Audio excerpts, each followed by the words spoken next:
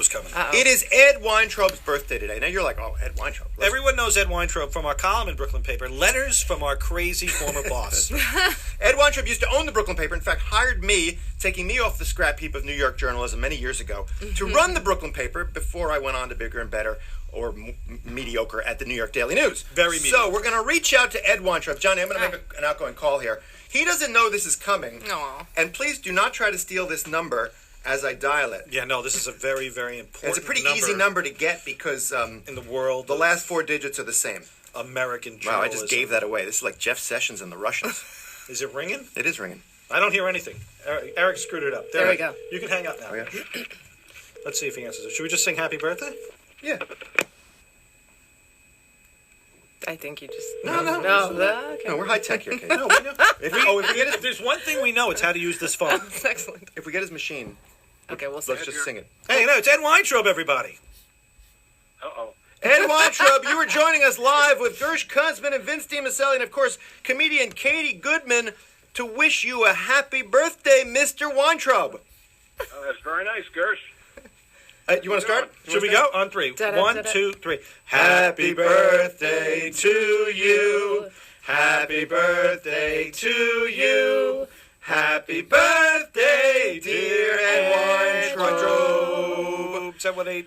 Happy birthday to you. There you go. That's such sweet harmony. Yeah, well, that's all Vince. We've been you know that. practicing that all morning. So Ed. when we talk about harmony, Ed, we always say when Vince goes high, I go low. That's a little Hillary joke. You get the reference, Something there? like that. Ed, how old are you now? Now, I'm guessing, what, 75? Not quite. Not there yet? Where are we at? Because No. we had a big deal for Ed's 60th birthday. That feels like 20 years ago. I wish I'd known. I would have rewritten. We have a song called "Baby You're 40." I would have rewritten it for you. You're 40? For 60. Baby, Yeah, you're... it's closer. There you go. Now, Okay. Ed, I don't, it's nice to wish you happy birthday, and I'm a big fan of yours. You're a great guy. And I already mentioned that you took me off the scrap heap of New York journalism many years ago. Now, I know you've got a problem with what I'm doing at the news. You think I'm wasted over there. I know you think I'm wasted over there. Discuss. Discuss that you're wasted over there? Yeah. That you're wasted. Yeah. Which is it? Are you? Yeah. Are you stoned, wasted? What can I say, Gersh? I mean, the Daily News is what it is. Where are you working now? Where are you working now, Ed? Bring some. Say again. Where are you working now, Ed? I'm at Richner Communications, publishers of the Herald newspapers on Long Island. Oh, they're a big group. Big group.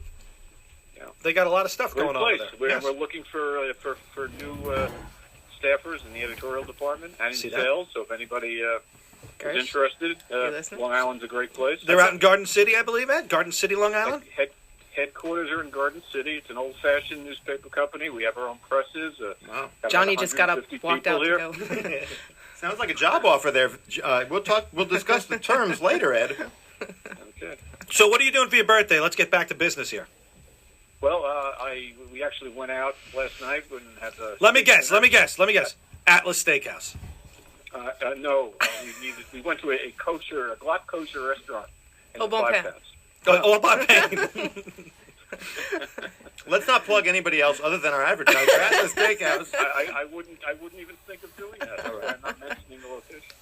All right, and you had a good time? Did they sing you happy birthday? Did they bring out a little cake? It was great, actually.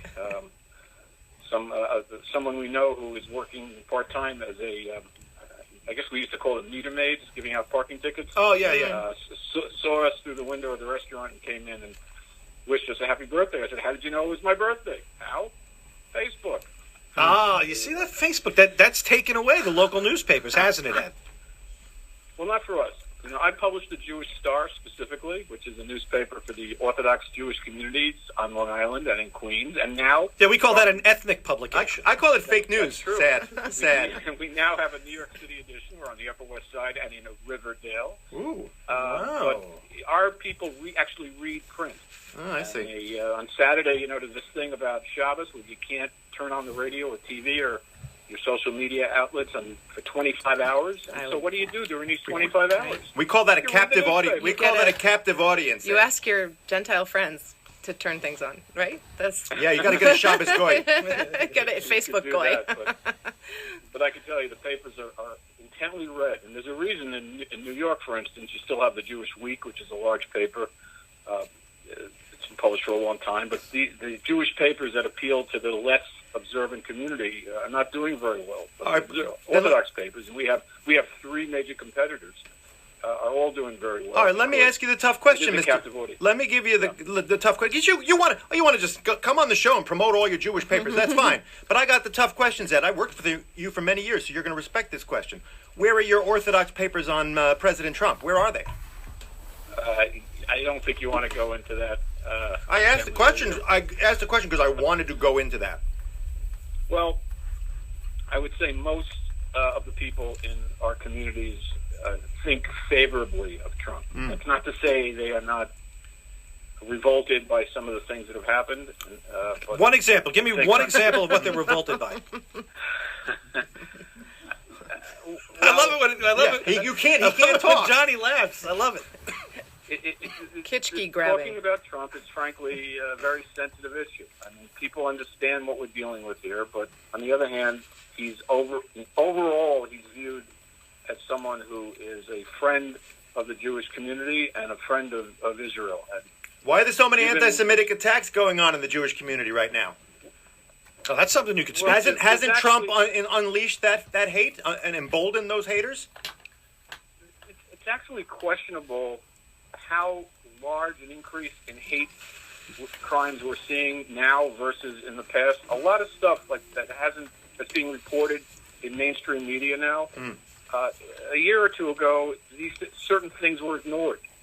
Really? And I'm not saying there isn't an increase. There probably is an increase, but it's not as though anti-Semitism didn't exist over the last 8 years. That's true, but the public examples of it are numerous. There were 22 bomb threats phoned into Jewish community centers around the country in one day. Didn't they think that was one guy, though? I don't know. Yeah. Not disparaging. I'm just... Oh, yeah. When Thanks, they're Katie. not- Thanks, Sorry, Katie. Gersh. Katie, I needed Shit, you there. I've been here for 10 minutes. You just backed up the shit truck on top of me. But what do you think, Ed? What do you think? Because you're a spokesman for all Jews, according to me. No, there is no such thing, actually. Yeah, that's the problem. Moses was the last spokesman for all Jews. He had arguments. Yeah, it's true. I have these 10 commandments. 10 commandments. All right. What happened to those other 5, Ed? What happened? I don't know if you saw the movie. He doesn't know. No, but let's not let Ed off. Where I saw the movie? Just to give you can do the math and figure out how old I am. I was about 7, I think. And my sister took me to see it at the Brooklyn Paramount. Wow, yeah, you're 100 years old. That's it. Yeah, We've done okay, it. baby, you're 80. Yeah. We've All put right, it but together. let's not let Ed Weintrob off the hook. We're going to ask him one more question to justify his whole journalistic existence on this planet. So now you're saying Jewish community, they're okay with Trump. They're okay with Trump. But come on, Ed. 1 state, 2 state, whatever works for the people there. I mean, are you kidding me? Does this guy have a plan for any kind of peace process in the Middle East? This I couldn't tell you. But what I can tell you is that people in many Jewish communities were uncomfortable with the way Israel was treated by President Obama. And they're more comfortable with the idea that President Trump has Israel's back, so to speak, and at least is inclined to give Israel a fair shot. And I don't think they felt they got that from President Obama. That's a myth about the Obama administration, by the way. There were endless opportunities for the Israelis to come clean about the fact that Obama was quite a supporter of Israel. Such a supporter of Israel, I might add, Ed, that as a Jew I was offended. I'm not going to say I didn't actually argue with people about Obama, in other words, defending Obama, because he did many things that were positive for Jews and for Israel. But I think the truth is, and especially after we see what he did in the final days of his administration in terms of the United Nations action, that he was not really a friend of Israel. Wow, interesting. And, that's the truth. I mean, you nuance the guy who's president, and I respect, or at least until now, have respected the office of president. And you want to look for the good, but I think on balance, Obama was not a friend of Israel. Wow. I am going to let that Ed Weintraub bombshell just land. Just let it simmer. I disagree with it 100%, but I'm going to let it land because out of respect for Ed Weintrob, and it hash marks all the way down to the ground in the Jewish community. Ed Weintrob, everybody, happy birthday to Ed. Katie, you want to add one last thing? Because Katie's a comedian and a Jewess and a Park Slope resident who has a very different perspective, I believe, on the Israeli-American experience. What do you think, Katie? Oh, no, because this issue, You wrote a song about it. You wrote a song called Nazis Get All the Pussy. Am I right? Yes. Okay. So is it true or false? Well, that was a bit of graffiti on a bathroom wall that we found, and I tried to unpack it, only mildly successfully. Ed, you'd probably also like my song, I'll Be Jewish for Christmas, but that's a mixed marriage song. No, the Israeli-Palestinian thing is... Did you package that with Gersh's book? What was it? Yes. Christmas. Yes. Thank you, Ed. Yes. Thank you for that plug, Before I Ed. knew you, I meant to tell you I've seen that book. It's out of print, so Long time thank you ago, for the I did. plug, Ed. You Yeah. can get it for a penny on Amazon.com. Amazon.com, where you can get all of Gersh's out-of-print books. I meant to tell you I own it. own my book? Yes, somebody gave it to me like 10 years ago. You should have brought it. I would have I know. autographed I'm it. going to sign that for you. All right, we got to get out. That's Ed, very rare. Ed, you are like a an legend. heirloom. You're a legend of Brooklyn journalism. You're a legend of Jewish journalism. And you're a legendary Jew. I love you. I always will. Although we're going to disagree a lot over the next 4 years. A pleasure talking to you, Gersh. There he goes. Ed Weintrob, everybody. Let's have him out. Happy birthday, man. There we Thank go. you, I'm man. hanging up on him there. He's gone. He's no longer with us.